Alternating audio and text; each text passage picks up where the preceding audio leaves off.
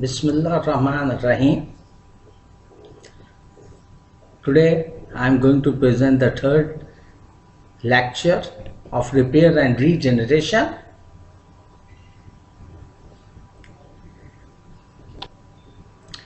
Now, after the complete introduction of the healing and the repair, let's come to the cutaneous wound healing.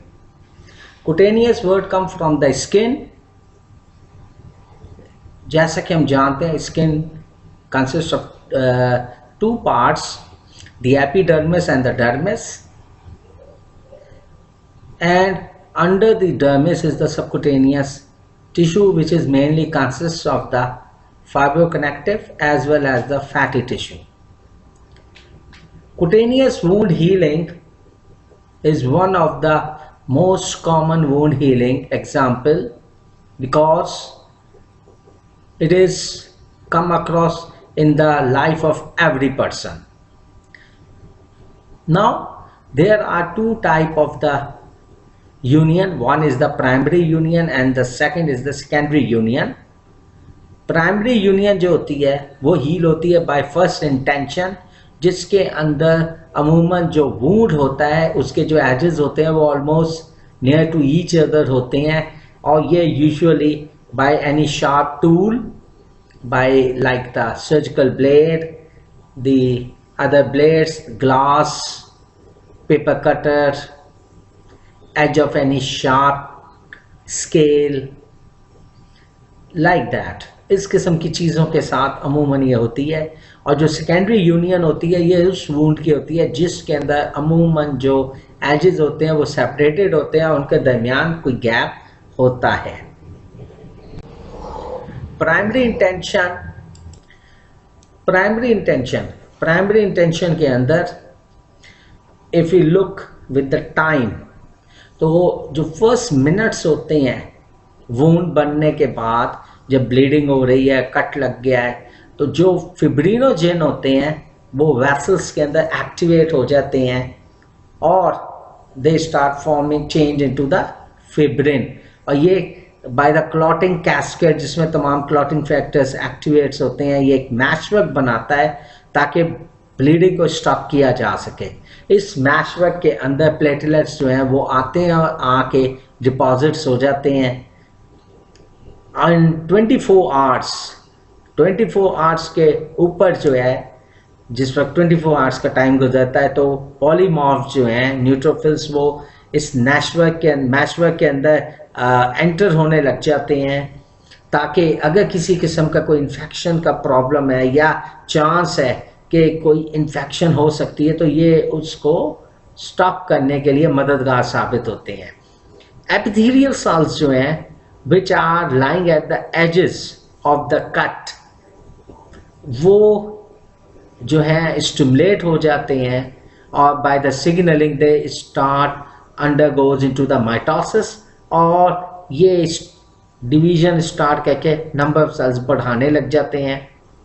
In the next 3 days fibrin meshwork जो है वो extensively macrophage की invasion वहाँ हो जाती है और वो मैक्रोफेजेस वहाँ सेटल डाउन हो जाते हैं. न्यूट्रोफिल्स, अगर वहाँ इन्फेक्शन नहीं हुआ, किसी किस्म का माइक्रो ऑर्गेनिज्म नहीं मौजूद था, तो वो back to the blood stream हो जाते हैं, उनकी जगह जो है रिप्लेस कर देता है मैक्रोफेजेस. ग्रैन्युलेशन टिश्यू जो है वो स्टार्ट हो जाता है अपेयर होना, और वहाँ पे उसकी फॉर्मेशन स्टार्ट हो जाती है, और एजेस ऑफ द इंसिशन वाली मार्जिन के ऊपर हो जाती है, और ये वहाँ पे उस ग्रैन्युलेशन टिश्यू के ऊपर एक थिन लेयर सी एपिथेलियल सेल्स की बनने लग जाती है, जो कि उस सरफेस को वूंड को कवर करता है. Granulation tissue, I have already told you कि ग्रैन्युलेशन टिश्यू जो है ये कंसिस्ट करता है फाइब्रोब्लास्ट को, लूज ग्राउंड सब्सटेंस को, और साथ में newly form thin blood vessels. In the next 5 days the granulation tissue जो है वो एंटायर वूंड को फिलअप कर देता है, और फाइब्रोब्लास्ट जो होते हैं वो सिक्रीट आउट कर रहे होते हैं अबंडेंट ऑफ कोलेजन, जो कि वहाँ डिपॉजिट होता है. In the 2 weeks period fibroblast होता है वो उनकी प्रोलिफरेशन होती चली जाती है, more and more collagen produce होता चला जाता है, जो कि उस सरफेस के नीचे के टिश्यू को एक्युमुलेट करने लग जाता है, उस स्पेस को कवर अप करने लग जाता है। And in the 4 week epidermis layer जो ऊपर की होती है वो नाउ नॉर्मल लुकिंग लगने लग जाती है। इससे पहले वो लाइट पिंक सी कलर की बड़ी सॉफ्ट सी होती है, क्योंकि उसके नीचे ग्रैनुलेशन टिश्यू मौजूद होता है। अब जो ग्रैनुलेशन टिश्यू है उसको मैक्सिमम जो है रिप्लेस कर देता है कोलेजन, और कोलेजन की वजह से उसके अंदर चेंज आ जाती है। वो जो लूज ग्रैनुलेशन टिश्यू होता है, now it become a strong structure, और वहाँ पे कैपिलरीज की by angiogenesis new and new ways बनाते हैं, और जो स्कार होता है वो जो कोलेजन है वो स्टार्ट शुरू कर देता है कॉन्ट्रैक्ट करना, ताकि सरफेसेस को आपस में जोड़ के और उसके अंदर स्ट्रेंथ पैदा करते। एट दैट टाइम जो रेड स्कार था due to newly form blood vessels और हाई ब्लड फ्लो, वो स्लोली चेंज हो जाता है, टर्न इनटू द वाइट।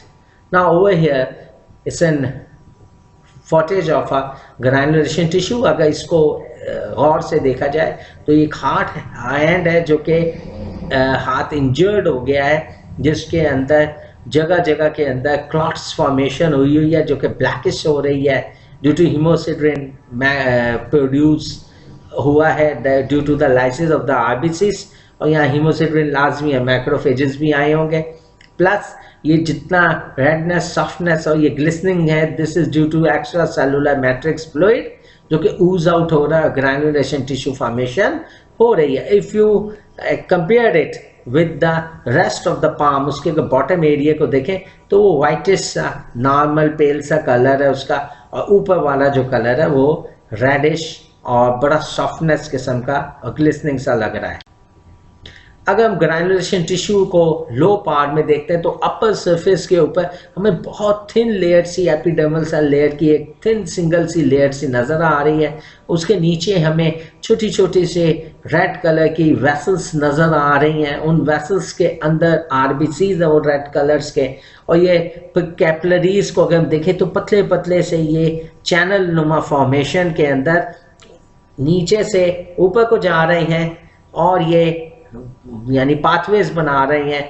ये न्यू कैपिलरीज फॉर्मेशन है, और इनके सराउंडिंग का जो सॉफ्ट टिश्यू है वो बड़ा ही लाइट सा पिंक सा कलर का है, जिसके अंदर हमें डार्क पर्पलिश स्टेन जो है वो न्यूक्लियस है पॉलीमॉर्फ्स के जो कि नजर आ रहे हैं। If we go on the high part, now वो ब्लड वेसल्स एक सेंटर में मौजूद है जिसके एंडोथेलियल सेल लाइनिंग है, अंदर कुछ आरबीसीज भी ब्लड वेसल्स में मौजूद हैं। उसके सराउंडिंग के अंदर फाइब्रोब्लास्टिक सेल्स हैं, और फाइब्रोब्लास्टिक सेल्स के अलावा वहाँ पे हमें बहुत सारे न्यूट्रोफिल्स और कुछ मैक्रोफेजेस ये हमें नज़र आ रहे हैं। सम डॉट लाइक लिम्फोसाइट्स भी मौजूद हैं। If we go further and if you look तो हमें ये साफ नज़र आता है कि रिपेयरिंग जब स्टार्ट हुई है तो कोलेजन टिश्यू की बहुत ज़्यादा क्या कहते हैं ऊपर प्रोडक्शन हो रही है, सॉफ्ट सा टिश्यू बन रहा है, और बाद में स्कार जिस वक्त बन गया है, वुंड हील हो गया है, तो उसकी लेयरिंग जो है उसके ऊपर एक थिक सी लेयर आई हुई है कोलेजन की। और अंडरग्राउंड अगर हम सरफेस को देखें तो ऊपर ये हमें केराटिन नज़र आएगी, एपिडर्मल लेयर, और उसके नीचे हमें खासी हद तक डेप्थ तक अगर हम देखें तो कोलेजन की लेयर मौजूद है। Now come to the secondary intention. Secondary intention जो है वहाँ है जहाँ मार्जिन साथ में मिलते नहीं और फिब्रिन नेटवर्क बड़ा सा बनना पड़ता है, एक बड़ा सा स्कैप बनता है ताकि वो मैशवर्क उस स्पेस को कवर अप करने लगे। ये ज़्यादा ब्राउन होता है मेथामोग्लोबिन की वजह से, और मोर इन्फ्लेमेशन होने के चांसेस होते हैं क्योंकि पॉसिबल ही होता है कि infecting organism can get through inside, और मोर ग्रैनुलेशन टिश्यू फॉर्मेशन होती है यहाँ पे, और वुंड जो होता है वो बहुत ज़्यादा कॉन्ट्रैक्ट होने का यहाँ पे चांसेस होते हैं कि 90 to 95% जो होता है ये ओरिजिनल सरफेस है। अमूमन वुंड जो होता है ये कॉन्ट्रैक्शन की वजह से एलिवेट कर जाता है। होस्ट फैक्टर्स जो कि इन्फ्लेमेशन और रिपेयर को इन्फ्लुएंस करते हैं।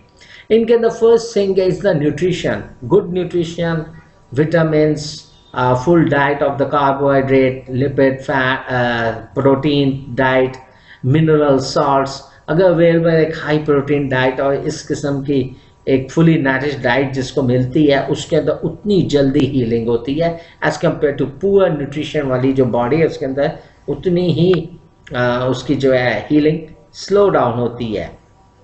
Then we come to the steroids. Steroids अगर बहुत ज़्यादा कोई ले रहा है, अगेन हीलिंग फेज जो है वो स्लो डाउन हो जाता है एज कम्पेयर टू, क्योंकि उसके अंदर जो है वो इन्फ्लेमेटरी रिस्पॉन्स और कीमोटैक्टिक जो फैक्टर्स हैं उनको स्लो डाउन कर देता है, मासअप कर देता है एक्चुअल पोजीशन को, तो वो प्रोसेस स्लो हो जाता है। Then we come to the infection. Infection again, अगर वुंड में इन्फेक्शन हो गया है तो जो एंड रिजल्ट है वो हीलिंग के बजाय समटाइम्स एब्सिस फॉर्मेशन में हो सकता है कि वहाँ एब्सिस बन जाए, या वो क्रॉनिक वुंड जो है क्रॉनिक इन्फेक्शन में चला जाए। हम इसको आम लफ्जों में नॉन हीलिंग वुंड कहते हैं। Then we come to the mechanical factors like splinters हैं, उसके अंदर स्टिचेस हैं सरफेसेस को क्लोज करने के लिए, या वहाँ पे बैंडेजेस वगैरह हैं। ये सारी चीज़ें जो है ये हेल्पफुल होती हैं उतनी जल्दी वुंड को हील अप होने के लिए। Plus blood supply, it depend के कितनी अच्छी ब्लड सप्लाई है। कई दफ़ा जो पेशेंट है, अमूमन जो डायबिटीज़ के मरीज़ होते हैं, उनके अंदर जो ब्लड वेसल्स होती हैं वो नैरो डाउन हो जाती हैं due to insulin and the other levels of it. क्या कहते हैं, उन पेशेंट को जिनका जो है ब्लड प्रेशर के मरीज़ हैं, उनके अंदर भी प्रॉब्लम हो जाती है वेजोडाइलेशन वगैरह की वजह से, कि जो पेरिफ्रीज होती है वहाँ वेजो कंस्ट्रिक्शन हो रही होती है। और कई दफ़ा जो ब्लड वेसल्स जो हैं उनके अंदर ड्यू टू हाई कोलेस्ट्रॉल जो है वो नैरोइंग हो जाती है, वेसल्स डैमेज हुई होती है, तो ब्लड सप्लाई इतनी अच्छी नहीं होती है। डिपेंड कि वुंड कहाँ है और उससे नज़दीक उस एरिया के अंदर ब्लड सप्लाई कैसी है। तो ऑल दीज फैक्टर ये इन्फ्लुएंस करते हैं इन्फेक्शंस को भी as well as the inflammatory process को भी, ताकि वुंड हीलिंग जो है वो जल्द अज जल्द हो, या in other case wound healing delay हो जाए। एब्रेशंस ऑफ इन्फ्लेमेशन और रिपेयर। इन्फ्लेमेशन और रिपेयर की एब्रेशन के नतीजे में क्या हो सकता है, इनएडिक्वेट स्कार फॉर्मेशन हो सकती है, मीन्स वुंड डिहेसेंस हो सकता है, यानी वुंड हील ही ना हो रहा हो, ठीक ही ना हो रहा हो, साइड्स फट जाए। अक्सर ऑपरेशन के अंदर होता है कि बजाय वो मार्जिन आपस में जुड़ने के, वहाँ पे स्पेस बन जाती है, पस वगैरह निकलने लग जाती है। सेकंड हो सकता है कि वहाँ अल्सरेशन हो जाए सरफेस के ऊपर, इन्फेक्शन की जिस साइड के ऊपर ये वुंड हुआ है या जिस साइड के ऊपर हीलिंग होनी थी वहाँ पे वो मार्जिन आपस में जुड़ नहीं सके, वहाँ पे अल्सरेशन हो जाए। Hypertrophic scar and keloid. Hypertrophic scar हो सकता है कि वुंड जिस तरह कई दफ़ा बर्न के केसेस के अंदर पोस्ट बर्न कॉन्ट्रैक्चर्स हो जाती हैं, ऐसे जले हुए प्रोटीन कोगुलेट हो जाती है स्किन वगैरह की, तो किलॉइड्स बन जाते हैं। एक्जुबरेंट ग्रैनुलेशन टिश्यू। ग्रैनुलेशन टिश्यू जो है उसकी क्या कहते हैं शिद्दत में इजाफा हो और उसके नतीजे में वो हील अप ना हो रहा, या वुंड कॉन्ट्रैक्चर हो जाए कि वुंड कॉन्ट्रैक्ट होने के नतीजे में वो स्कार और अजीबोगरीब किस्म का वुंड की अपीयरेंस हो जाए, जिसके हो सकता है। ओके, थैंक यू, अल्लाह हाफिज़।